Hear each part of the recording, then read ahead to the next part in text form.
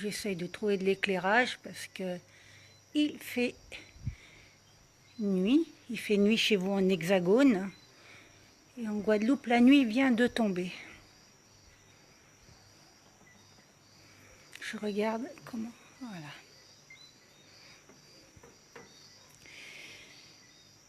On va essayer de s'exprimer le plus calmement possible.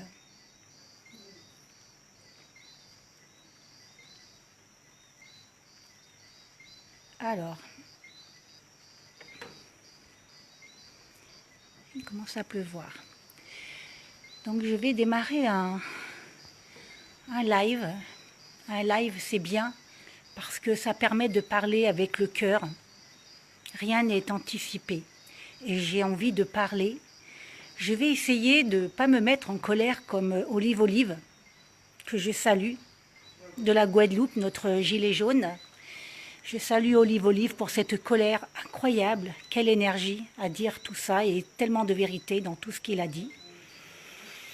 Et j'apprécie beaucoup ce type de personnage parce que ce sont des représentants de gilets jaunes, des figures, comme vous les voulez, mais qui ne se sont pas approchés des hommes politiques, des courants politiques.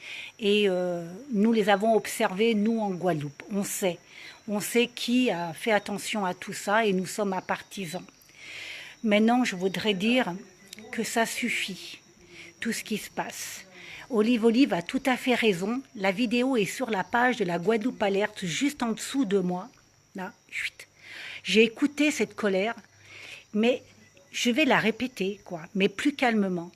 Comment est-il possible d'entendre tout ce qu'on a entendu pendant une demi-heure, parce que j'ai voulu écouter pour pouvoir quand même analyser et même critiquer. Comment peut-on faire ça? Envoyer les gens au travail le 11 mai, mais ne pas ouvrir à des choses qui méritent d'être ouvertes, comme se détendre, le cinéma, les restaurants, qu'est-ce qu'il a dit? Dans le tourisme, les hôtels, les petits gîtes qui ont que 2 ou 4 personnes ou 6 personnes seront sanctionnés comme les hôtels apparemment. Hein, c'est normal, hein, ils ne vont pas privilégier un et pas les autres. Comment cela est-il possible alors qu'ils envoient les enfants? Je n'ai plus d'enfants en âge scolaire dans des écoles. Mais comment peut-on mettre nos enfants, enfin les autres, mais ce sont les miens, nos enfants en première ligne comme ça et nos enseignants en première ligne comme ça? Je ne vois pas de cohérence. Je ne comprends pas cette façon de faire. Je ne comprends pas pourquoi on a fait un porte-hélicoptère avec 12 à 15 jours de navigation pour nous amener du matériel. Pourquoi tout ce temps-là, alors qu'un avion, comme il l'a dit, et c'est vrai, on l'a publié aussi aujourd'hui, sur la Guadeloupe Alerte, un admin l'a partagé, le maire de Nice, avec un avion a amené du matériel pour sa ville. C'est mon fils qui est en train de jouer, les pauvres enfants, enfin il est grand, lui, il a 20 ans. Donc, comment est-ce possible, toutes ces incohérences quand même, que quand on a une intelligence, un cerveau, on réfléchit, on se dit, mais ça cadre pas, ce qu'il nous dit, ça ne cadre pas. Comment, moi, je vous conseille de ne pas mettre vos enfants à l'école, hein, parce que c'est vrai qu'ils ne craignent rien, et grâce à Dieu, ils ne craignent rien, c'est possible. Mais on ne sait pas. Une maman, un papa qui amène... Mais enfin bref, vous avez compris quoi. C'est incompréhensible, tout ce qu'on a pu entendre.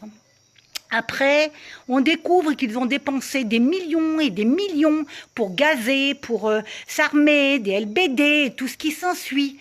Et ils n'ont plus d'argent pour nous protéger contre une pandémie. Alors, moi, je vais vous dire exactement ce que je ressens. Je vais vous le dire. Déjà, notre collectif, hein, qui se structure grâce au confinement de plus en plus, vient d'envoyer 2 courriers, j'y m'y dirige, parce que nous avons déjà relevé des choses très graves pour nous en Guadeloupe, que les Guadeloupéens n'ont même pas noté. Ils ont même pas noté ça. Je ne sais pas. Ils sont confinés. Je sais pas ce qu'ils ont. On a un député qui nous balance justement son entretien avec la secrétaire d'État parce que bon, ben, on est plusieurs à s'être plaints, dont nous. Hein, et il nous balance une vidéo où la femme, la secrétaire d'État Agnès, voilà, j'ai le courrier là, j'ai son nom. Mais qu'est-ce qu'ils font les journalistes ici en Guadeloupe? Madame Pannier-Runacher, secrétaire d'État, on lui a envoyé un courrier parce que cette dame, elle a dit qu'il fallait qu'on soit indépendant. Elle le dit bien dans cette vidéo. Allez sur la page de monsieur le député, lequel Mathiazin, allez voir cette vidéo, elle le dit, je vous le rappelle, on veut envoyer un signal fort que vous soyez maintenant indépendant. Mais et personne regarde la vidéo, personne dit rien. Mais c'est quoi? Alors, on a envoyé ce courrier, on a essayé de joindre monsieur Mathiazin, il nous a pas répondu, hein, une de l'équipe. Quoique très choqué par votre réplique, nous constatons qu'il ne nous est point venu à l'esprit qu'à situation exceptionnelle, mesure exceptionnelle. Vous n'êtes pas sans savoir que la situation économique des petites et moyennes entreprises résulte d'une politique économique inadaptée pour la Guadeloupe. Donc, voyez, enfin, je ne vais pas vous lire tout le courrier, mais ça n'a pas suffi. Après ça, on a eu un signalement avant-hier de personnes qui manquent d'eau. Hein, vous avez vu, hein, tout le monde est au courant en Guadeloupe qu'on n'a pas d'eau dans nos robinets. Pour certains, moi ça va, mais je parle pour ceux qui n'ont pas d'eau. Quoique quelque part, je me demande comment cela se fait-il que des maires soient encore au deuxième tour alors que ce sont eux. Attention, avant un préfet, c'est quand même les maires qui sont responsables de l'eau. Donc, comment ça se fait que ces maires n'ont jamais demandé à un préfet une situation de plan hors sec déjà, hein, une catastrophe. On est quand même en pleine pandémie, là. Donc, j'espère que monsieur le préfet va entendre ça et qu'il déclenche un plan hors sec. Mais cette femme-là, alors, plusieurs ont appelé le ministère de l'Outre-mer, et très bien, c'est ça l'intelligence collective en Guadeloupe. C'est qu'on se prenne en main, qu'on attend pas après nos élus qu'ils fassent quelque chose. Nous, c'est ce qu'on a décidé de faire, hein. C'est de passer la jambe au-dessus de nos élus, mais de leur envoyer notre travail quand même. D'ailleurs, ils l'ignorent complètement, hein. Ils le méprisent, jusqu'à même des médias. Des médias sur les réseaux sociaux ne reprennent pas nos communiqués. On a porté plainte contre l'État. On va la communiquer. Je pense que ça va arriver à la presse cette semaine. Nous avons porté plainte, le collectif, contre les ministres, Édouard Philippe, Olivier Véran, Agnès Buzyn, ex-ministre, mais même la ministre de l'Outre-mer. Donc j'en reviens à ce courrier qui a eu. Sachez qu'il y a des personnes qui ont appelé au ministère de l'Outre-mer pour dire qu'ils n'avaient pas d'eau. Ils sont tombés peut-être sur des standardistes, je n'en sais rien, et ils ont eu la consigne d'aller à la rivière. Alors il faut savoir si le préfet qui déclenche un couvre-feu du samedi 14h au mardi demain 7h du matin, on a le droit d'aller à la rivière pour ceux qui n'ont pas d'eau, aller se doucher, se laver et tout ça quoi. Ça je vous parle de la commune de Pointe-Noire. Pointe-Noire c'est pas loin de chez moi. Il n'y a pas d'eau, il n'y a pas d'eau à Sainte-Rose, il n'y a pas d'eau sur Saint-François, à Gosier. Ben allez, on y va, hein, les communes. Hein. Je suis une privilégiée, moi, où je suis. Hein. Mais j'ai envie de parler pour vous.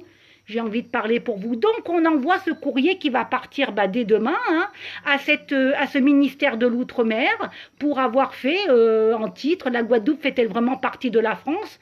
Pour nous demander en plein couvre-feu, un ministère de l'Outre-mer en plein couvre-feu nous envoie à la rivière.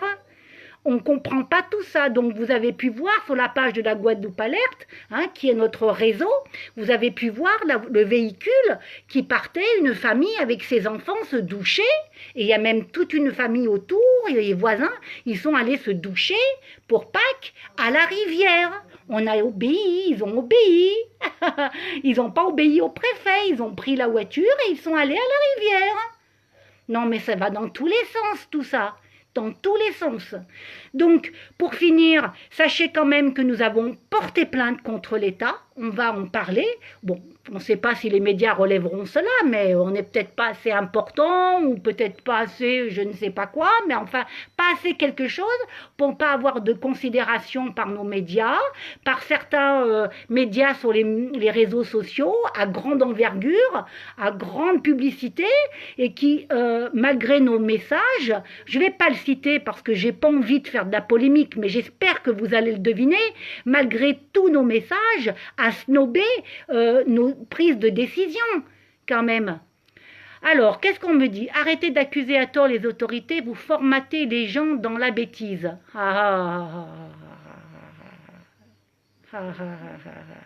Contre la bêtise.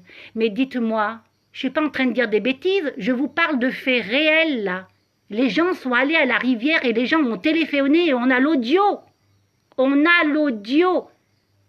On a la vidéo de la secrétaire d'État. On a l'audio de ce qui a été dit du ministère de l'Outre-mer. Vous pensez que je m'amuse à balancer des choses comme ça? Juste comme ça? Pas du tout. Mais pas du tout. Des gens prennent des risques en allant à la rivière. Quand même. Voilà, ça je vous réponds.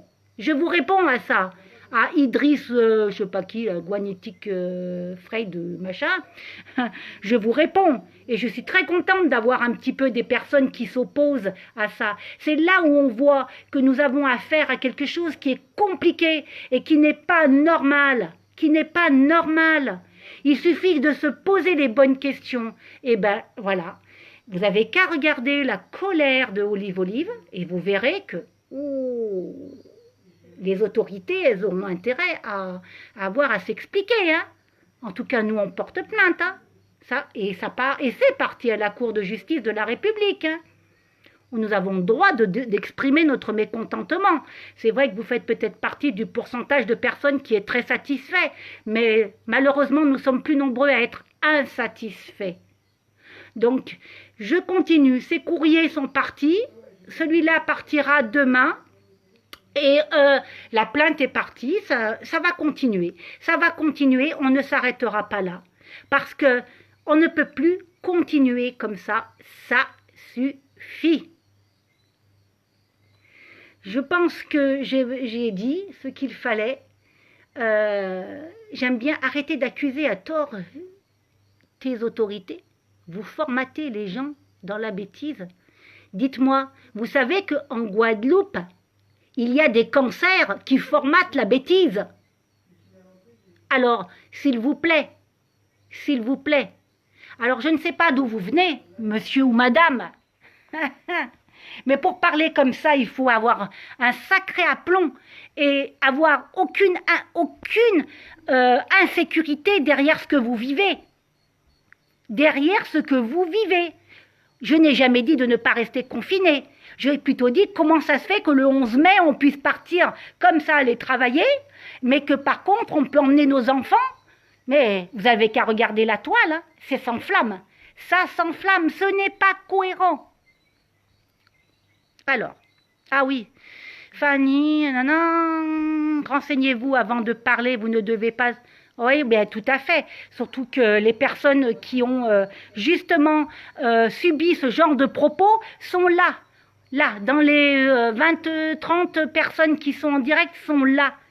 Ont eu ces audios, ont entendu ces paroles et ont vu la vidéo de la secrétaire d'État. Alors, vous ne pouvez pas nous dire que c'est du fake. On a les preuves. Mais il n'y a aucun média qui relève ça. Donc, qu'est-ce que ça veut dire? Qu'est-ce que cela veut dire? Je ne vais pas vous donner les réponses. Hein. On en a plusieurs. Hein. Elles ne sont pas jojo, mais ce n'est pas grave. Hein. Merci beaucoup. Merci beaucoup de me dire bravo parce que on est tous confinés. Je ne vois pas mes amis, je ne vois pas mes collègues du collectif. Nous sommes très soudés maintenant. Ça nous a énormément soudés. Ce que nous vivons, nous travaillons toutes les sources, tout. Vraiment, c'est un travail vraiment très assidu dans notre groupe sur WhatsApp et on recherche tout.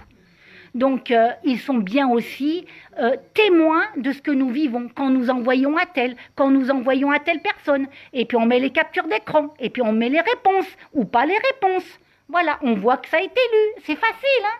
C'est très facile avec tout ça. C'est très facile de vérifier tout ça. Donc, M. Macron, c'est vrai que moi aussi, je l'ai trouvé très serein, c'est écrit. J'ai fait mon analyse, c'est écrit. Je l'ai trouvé très serein. Très serein. Très serein. Nous, on ne l'est pas. Parce que je pense qu'il va, après avoir tout détruit, parce que quand même, on ne va pas dire qu'il n'a pas tout détruit. Les autres présidents ont commencé, mais lui, il a bien fini le travail. Et bien maintenant, il va nous plumer un par un. Un par un. Fini les rassemblements.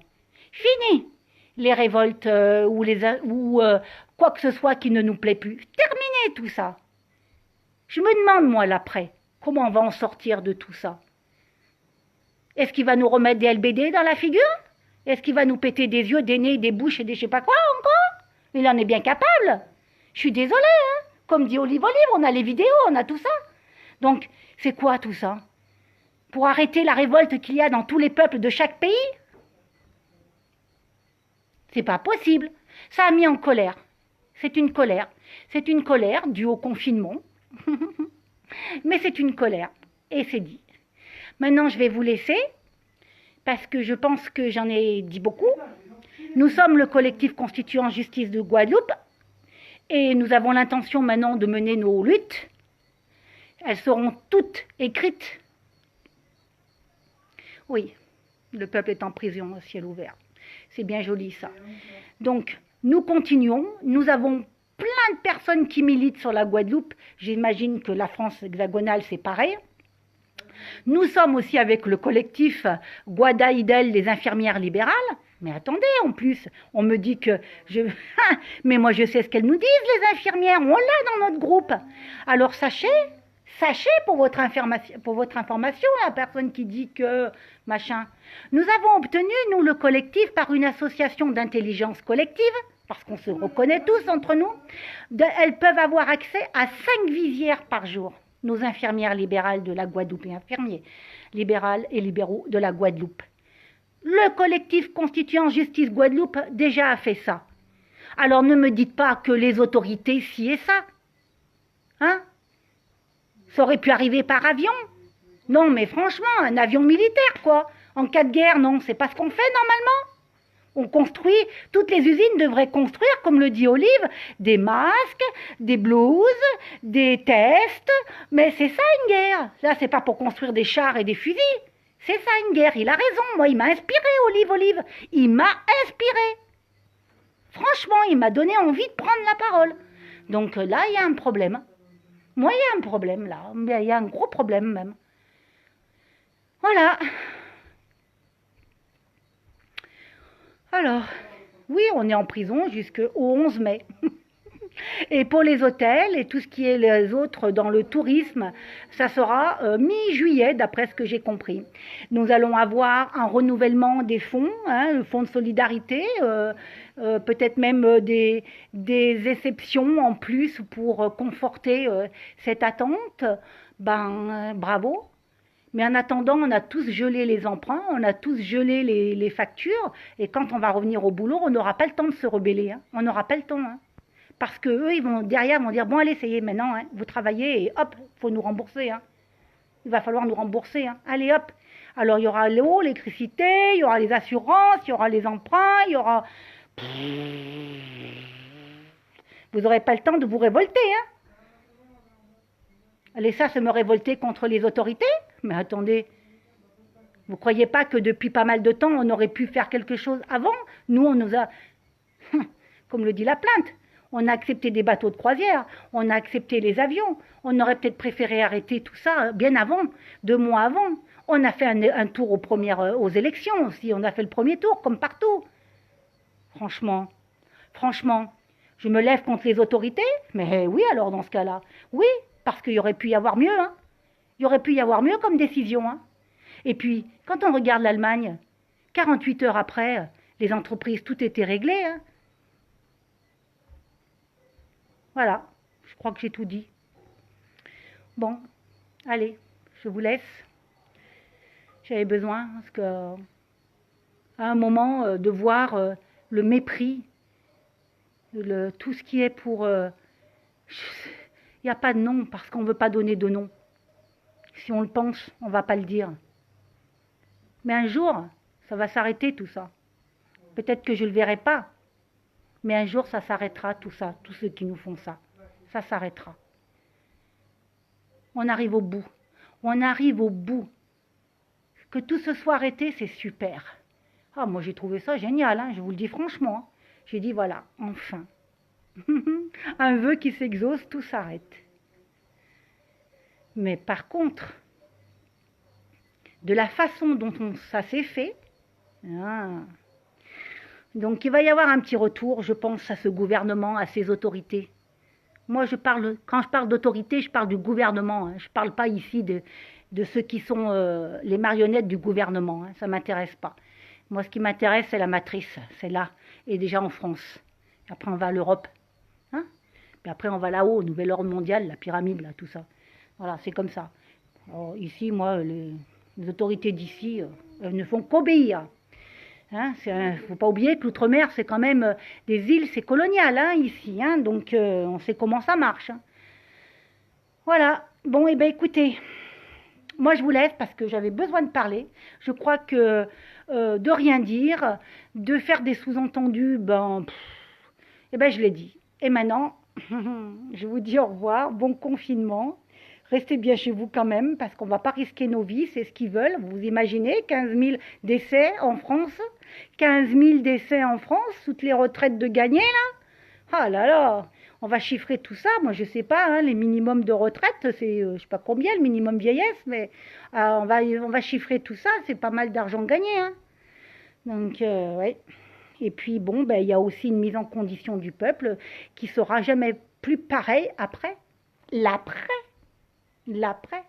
Monsieur Macron, j'ai pas aimé votre air, j'ai pas aimé votre jeu de théâtre, parce que comme vous avez fait du théâtre, ça se voyait des moments. Même mon fils, qui a 22 ans, m'a dit, mais qu'est-ce qu'il en joue là? Mais qu'est-ce qu'il joue là? Ouais, il jouait le gars. Il montait le ton comme ça, et puis il redescendait le ton comme ça. Vous savez, quand on a une voix. Et puis il parlait comme ça, et puis il redescendait comme ça. Oh, ça devait être jouissif pour lui, mais nous, ça ne nous l'était pas en face. Hein. Parce que nous, on a tout perdu, là. On a tout perdu. Voilà. 600 euros, Mercedes. 600 euros. Pour l'instant, les banques ne gèlent rien. Ah oui, j'ai su ça. Apparemment, j'ai su qu'il fallait attendre la fin du mois. Moi, personnellement, je n'ai plus d'emprunt. Donc, ça va. Mais je pense, je le porte, le problème des copines et des copains qui ont des emprunts. Encore aujourd'hui, j'ai eu une personne qui est complètement affolée quand elle a entendu ce président dire ça. Elle n'a même pas eu le fonds de solidarité parce qu'elle a créé son entreprise en début d'année et elle n'a pas eu son fonds de solidarité. Elle était éligible pour 700 euros et elle ne l'a pas eu. Nous, il a été versé les 1500 euros.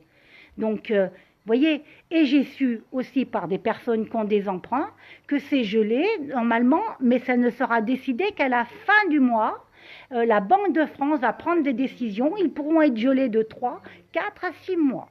Voilà. Donc toutes les demandes apparemment sont parties en Banque de France. J'ai entendu qu'il parlait des assurances aussi, donc il va falloir aussi qu'ils fassent un effort parce que les banques, sachez quand même qu'ils ont prélevé les frais de banque. Hein, c'était en fin de trimestre, là, le 30 mars.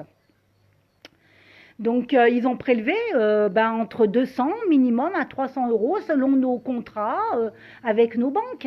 Ça, c'est quelque chose qu'ils auraient pu s'en passer, les banques. Ben non, alors déjà, vous touchez un petit fonds de solidarité, mais en plus, ils vous sucent de 300 euros. Donc,